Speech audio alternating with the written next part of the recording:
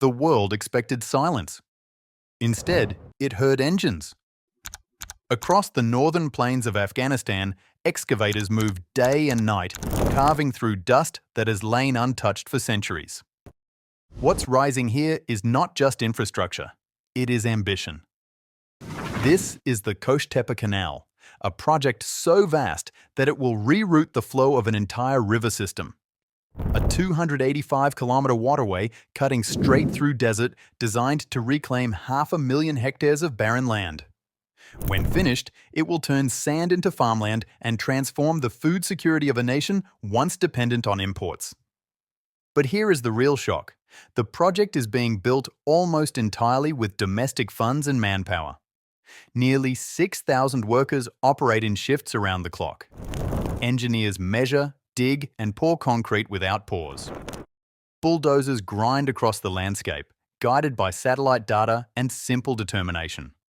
The goal is to divert nearly 20% of the Amu Darya River. If successful, that single diversion could feed over 3 million Afghans. Yet every cubic meter of water taken north is a cubic meter not reaching Uzbekistan or Turkmenistan. Those two neighbors rely on the same river for their own agriculture.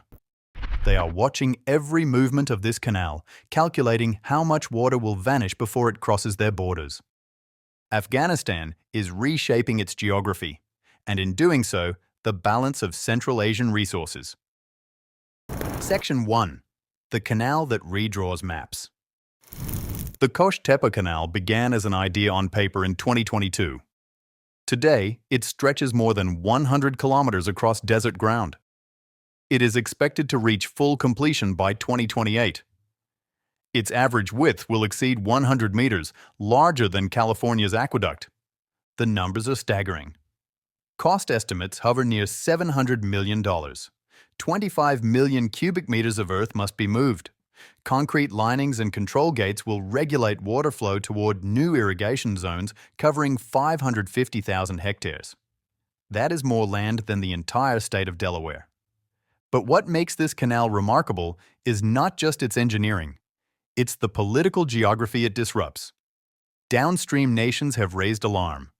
Uzbekistan warns of potential droughts if water is mismanaged. Turkmenistan fears crop loss. Iran, although not directly connected to the Amu Darya basin, sees this project as a signal that Afghanistan intends to assert full control over its water systems. Satellite images now show water already filling parts of the new canal. The once dry plains around Balkh province have begun to green. Wheat and cotton tests are underway. And with each successful harvest, Afghanistan inches closer to self-sufficiency, but also to new disputes across its borders. Water, once a shared resource, is becoming a tool of national leverage. Section 2. Beyond water, power, and energy. Because energy imports have long drained Afghanistan's limited revenue, new projects are targeting self-reliance. Hydroelectric dams are under reconstruction. The Bakhshabad Dam on the Farah River is one example, designed to produce over 25 megawatts of power and irrigate thousands of hectares downstream. Engineers say that once all planned dams are operational, Afghanistan could reduce imported electricity by more than half. That is crucial for a country where only 30% of households have reliable power. But electricity generation is only part of the story. Across the West, work has restarted on segments of the Kasa 1000 transmission corridor, a four-nation project linking hydroelectric stations in Kyrgyzstan and Tajikistan to consumers in Afghanistan and Pakistan. The plan will deliver 1,300 megawatts of clean energy southward, with 300 reserved for Afghan use. World Bank and regional partners have continued supporting construction through special financial structures that keep funding transparent and monitored. The hope is that cross-border electricity trade will stabilize local grids while connecting Afghanistan to regional power markets for the first time. Each new transformer installed in these remote mountain valleys adds another line on the map, lines that carry not only energy but also political connectivity. Section 3. A new urban vision. While the deserts are being watered, the capital is also being rewritten. On the outskirts of Kabul, bulldozers are clearing ground for an entirely new city, a project simply called Kabul New City. It covers more than 700 square kilometers, nearly 1.5 times the size of the current capital. The plan includes 2 major phases stretched over 30 years. The first focuses on residential districts, public facilities, and infrastructure. The second will build commercial and administrative zones designed to host millions. Blueprints show wide boulevards, transport corridors, and green spaces. Schools, clinics, shopping areas, and energy-efficient housing are part of the master design. The first completed district, known as Golden City, will contain more than 40,000 housing units. Construction firms from Turkey, Qatar, and local provinces have already joined tenders for water systems and roadworks. By late 2024, more than 6,000 homes were already under construction in Parcel B. Another 50,000 are planned in the next development wave. If completed, Kabul New City could accommodate between 1 and 3 million residents. It promises jobs, housing, and modern infrastructure in a country where urban overcrowding has reached crisis levels. To the outside world, it signals something else: the determination to rebuild, even in isolation. Section 4. The Steel Lines of Connection. Beyond agriculture and housing, Afghanistan is turning to rail. The Trans-Afghan Railway is perhaps the boldest of all current transport projects. Stretching nearly 600 kilometers from Mazar-e-Sharif in the north to Torkham on the Pakistani border, it will form a direct link between Central Asia and the Arabian Sea. Once operational, freight that used to take 35 days by truck will reach ports in less than 5. The line will include more than 300 bridges and 5 major tunnels through rugged mountain terrain. Construction costs are estimated at nearly $5 billion. In parallel, the Herat-Kaf Railway connecting western Afghanistan to Iran is already active.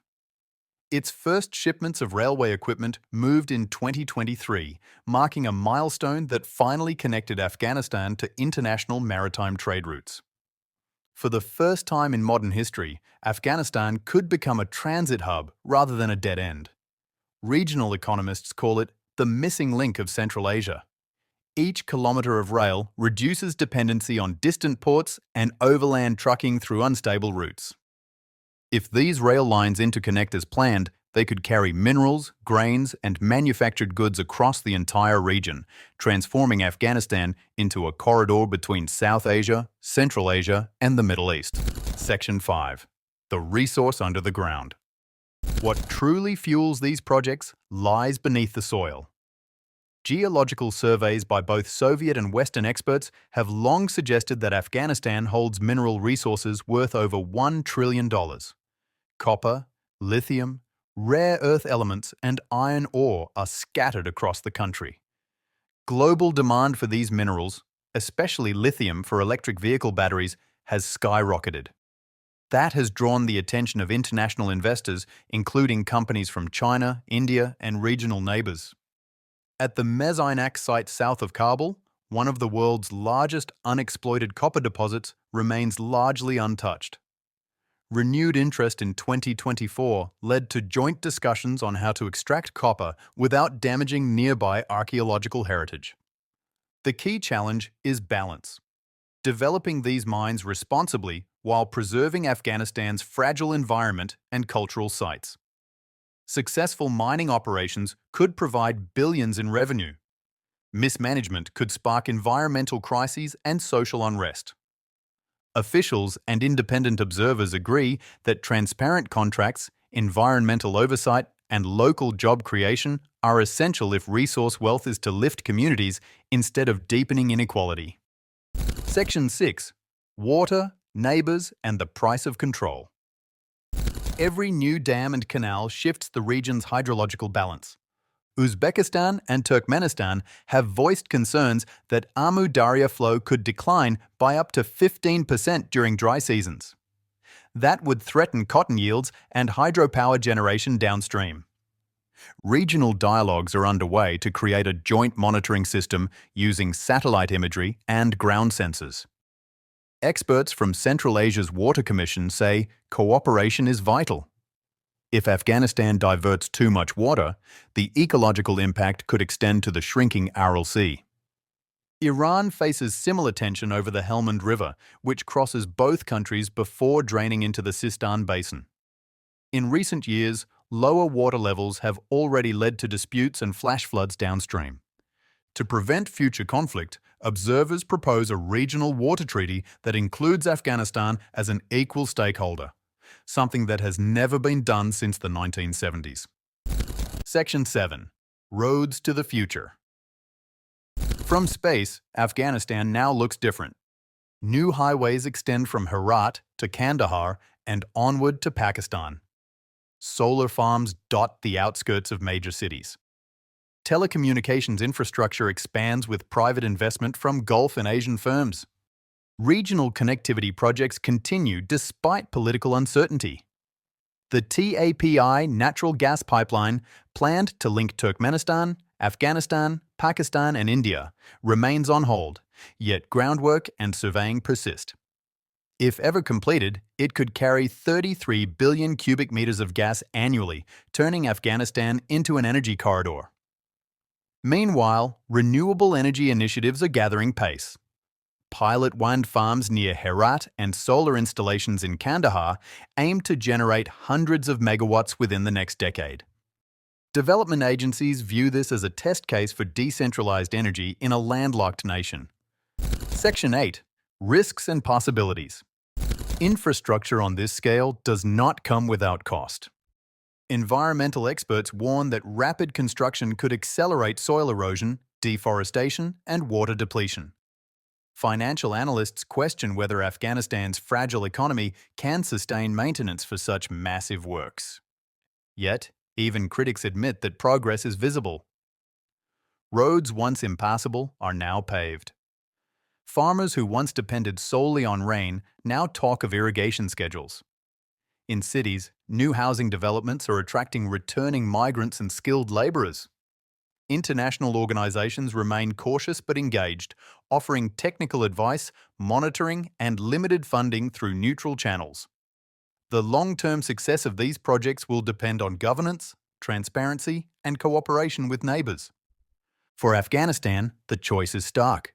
Build wisely or risk repeating the cycles of boom and collapse that have marked its history. From the air, the scene is breathtaking. A ribbon of water snakes through desert. Steel rails glint across mountains. Cranes rise where war once destroyed. The world is watching closely. Some see instability. Others see potential.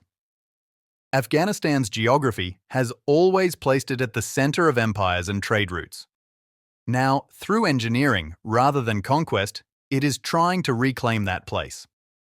Whether these projects succeed or fail will determine not only the nation's future, but also the shape of Central Asia's next century. The engines are still running, the desert is still moving, and for the first time in decades, Afghanistan is building towards something larger than survival. It is building toward possibility. Call to action. The world expected Afghanistan to fade into silence.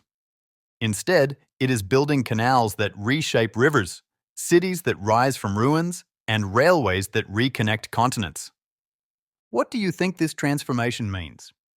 Will these projects turn Afghanistan into Central Asia's new trade heart, or trigger the next regional resource struggle? Comment your take below and subscribe to follow every new chapter in the rebuilding of a nation the world once thought was finished.